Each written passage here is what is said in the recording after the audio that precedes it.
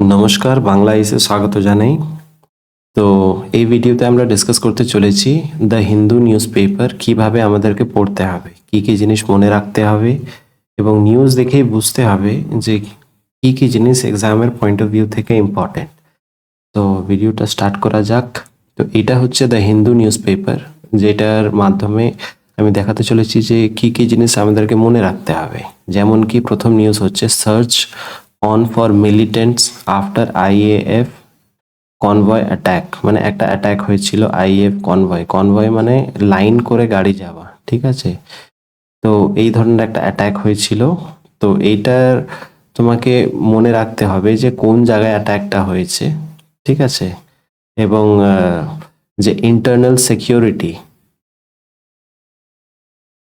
ঠিক আছে, দেশের মধ্যে একটা সিকিউরিটি ব্যাপার চলে আসে, সেইটার জন্য সরকার কি কি মানে স্টেপ নিয়েছে, ঠিক আছে? তো এই জিনিসগুলো এখান থেকে আমরা বুঝতে পারবো, ঠিক আছে? ওইভাবে আমাদেরকে চিন্তা ধারণা করতে হবে।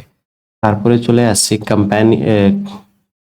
Campaigning end in 94 Lok Sabha. তো এটা সমস্ত পলিটিক্যাল নিউজ না মনে রাখা থাকাই ভালো, মানে পলিটিক্যাল নিউজ আমরা দেখবো না। আর তারপরে দেখবো এইখানে তামিলনাড়ু টিএন মানে Tamil Nadu moves top court accuses Kerala of obstructing work on Mulla Periyar dam. তো এইটা হচ্ছে ইম্পর্টেন্ট হয়ে যাচ্ছে।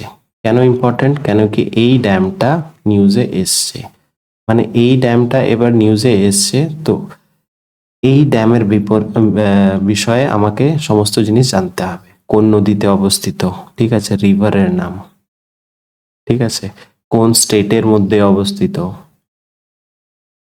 সেটা আমাকে জানতে হবে, ঠিক আছে? তো কি কারণে এখানে বলা হচ্ছে অ্যাকিউজেস, মানে দোষ চাপাচ্ছে। তো এই দোষটা কি, মানে পুরো ইস্যুটা কি, এই জিনিসটা আমাকে জানতে হবে। সেটা অবশ্যই আর্টিকেলে দেওয়া থাকবে। এরপরে হচ্ছে যে people with disability to get quotas on all train irrespective of concession, ঠিক আছে? যারা ফিজিক্যাল হ্যান্ডিক্যাপ তাদেরকে মানে ট্রেনের মধ্যে একটা কোটা দেওয়া হচ্ছে, ঠিক আছে? অনেকজন বলবে যে না, কোটা তো আগেও ছিল। না, এখনো দেওয়া হচ্ছে। যেমন কি স্লিপারে আপনাদেরকে দেওয়া হবে, মানে সমস্ত ট্রেনে, সেটা বন্দে ভারত হোক বা রাজধানী হোক, যে কোনো ট্রেন থাকবে তার মধ্যে সেই মানে ডিসেবিলিটি কোটাটা দেওয়া হবে, ঠিক আছে? তো এইটা একটা ইম্পর্টেন্ট ডিসিশন, যেটা কি আমরা দেখে থাকি যারা ডিসেবিলিটি থাকে যাদের, তারা ট্রেনের মধ্যে সেই রকম মানে মানুষ তাদেরকে সেই রকম ইম্পর্টেন্স দেয় না, বা তাদের সেরকম জায়গা থাকে না স্লিপারে বা এসিতে, আমরা খুব কমই দেখি। তো তাদের জন্য সেপারেট কোটা দেওয়া হচ্ছে। তো এটা একটা important news, very important news for UPSC point of view, ঠিক আছে? এটা তুমি আনসারে কোট করতে পারবে, ঠিক আছে? আর এইটা হচ্ছে ডাব্লিউবিসিএস। কেন ডাব্লিউবিসিএস? ঠিক আছে, কেন এটা ফ্যাকচুয়াল নিউজ আছে। ফ্যাকচুয়াল বলতে কি, ফ্যাক্টের উপরে আধারিত, ঠিক? মানে তাহলে এই ধরনের নিউজটাকে আমাদেরকে পড়তে হবে এবং মনে রাখতে হবে দ্য হিন্দু নিউজ পেপারে। আর এই ধরনের নিউজদেরকে আমাদেরকে ইগনোর করতে হবে, ঠিক আছে? তো এটাই বলার। তো একবার জিস্ট আমরা দেখে নেব যে কি কি নিউজ, কি ধরনের নিউজ দ্য হিন্দুতে আমাকে ফোকাস করতে হবে। একটা হচ্ছে সুপ্রিম কোর্টের ডিসিশন, যে কোনো ডিসিশন সুপ্রিম কোর্টের আসছে এটাকে ভালো করে পড়তে হবে। আমাদের যে প্রাইম মিনিস্টার, উনি কি কি পলিসিজ নিয়ে আসছেন, কি কি স্কিম নিয়ে আসছেন, ফরেন ট্যুর কোথায় কোথায় করছেন, কোথায় যাচ্ছেন, কি ধরনের টাইস, বাইলেটারাল টাইস, মানে কি ধরনের চুক্তি করছেন অন্য দেশের সাথে। তারপরে ওনার স্পিচের মধ্যে ছোট ছোট জিনিস আমাদেরকে ভালো করে শুনতে হবে, ঠিক আছে? এইসব জিনিস আমাদেরকে মনে রাখতে হবে। এবার হচ্ছে ইউনাইটেড নেশনে যে পলিসিস ফ্রেম করে যে কোনো জিনিস, ইউনাইটেড নেশন যদি নিউজে আছে তাহলে কেন নিউজে আছে সেটাকে জানতে হবে। মেজর ইনসিডেন্ট মানে ধরে নাও দুটো দেশের মধ্যে একটা ওয়ার চলছে, ঠিক আছে, যেমনি কি রাশিয়া ইউক্রেন, ঠিক আছে? তো এই ইনসিডেন্টগুলো মনে রাখতে হবে, কি কি কোথায় কোন জায়গায়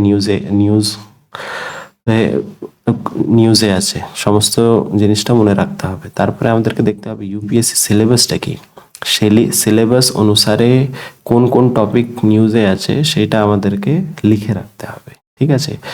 এরপরে হচ্ছে নো পলিটিক্যাল নিউজ, মানে পলিটিক্যাল নিউজ আমাদেরকে অ্যাভয়েড করতে হবে। তাহলে কি পলিটিক্যাল নিউজ? একটা হচ্ছে মানে যদি কোনো পলিসিসের বা স্কিমের সাথে যুক্ত থাকে তাহলে সেটা তো ইম্পর্টেন্ট হয়ে যাচ্ছে, কিন্তু এইটা যেমন দেখলেন যে ক্যাম্পেইন হচ্ছে, তো এইটা মনে রাখার দরকার নেই। ঠিক আছে, এবার ইম্পর্টেন্ট প্লেস, ঠিক আছে, যেটাকে আমরা দেখলাম যে ওই ড্যামটা নিউজে আছে, তো ওই ধরনের যদি ন্যাশনাল পার্ক নিউজে থাকে বা লেকস নিউজে থাকে বা রিভার নিউজে থাকে, সেটাকে আমাকে মনে রাখতে হবে। তো ইউপিএসসি হচ্ছে ব্রড, ঠিক আছে, বড় করে জিনিসটা, ওয়াই, হাউ, ঠিক আছে, এই জিনিসগুলোতে ফোকাস করে। কিন্তু ডাব্লিউবিসিএস হচ্ছে কি, ঠিক আছে, মানে কি সেটা, মানে কোন জিনিসটা। তো ফ্যাকচুয়াল নিউজ, সব কটা ফ্যাকচুয়াল ইনফরমেশন তারা ফোকাস করে, যেমন কি নোবেল প্রাইজ কে পেলো, কিসের মধ্যে পেলো, কে মিডল্যান্ড জিতলো, ঠিক আছে, কে কি অ্যাওয়ার্ড পেলো, মেজর ইভেন্ট যেমন কি G20, ঠিক আছে। তো এইসব জিনিস মনে রাখতে হবে। স্কিমস হয়ে গেছে, পলিসিস হয়ে গেছে, ঠিক আছে। আর important place like national park, মানে এই জিনিসগুলো বলতে চাইছি, যে ন্যাশনাল পার্ক হয়ে গেল, রিভার্স হয়ে গেল, লেকস হয়ে গেল, ঠিক আছে। তো এইগুলো জিনিস মনে রাখতে হবে, তো কনফিউজ হবেন না। এইখানে হচ্ছে ওয়াই এবং হাউ, মানে কি করে হচ্ছে, কেন হচ্ছে, ঠিক আছে, ইন্ডিয়ার পার্সপেক্টিভ কি, ঠিক আছে, ইন্ডিয়া কি করলে ইন্ডিয়ার জন্য ভালো হবে। আর ডাব্লিউবিসিএস এর জন্য হচ্ছে যে ফ্যাকচুয়াল নিউজগুলো, ঠিক আছে, এই জিনিসগুলো মনে রাখতে হবে। তাহলে থাকো আমাদের সাথে।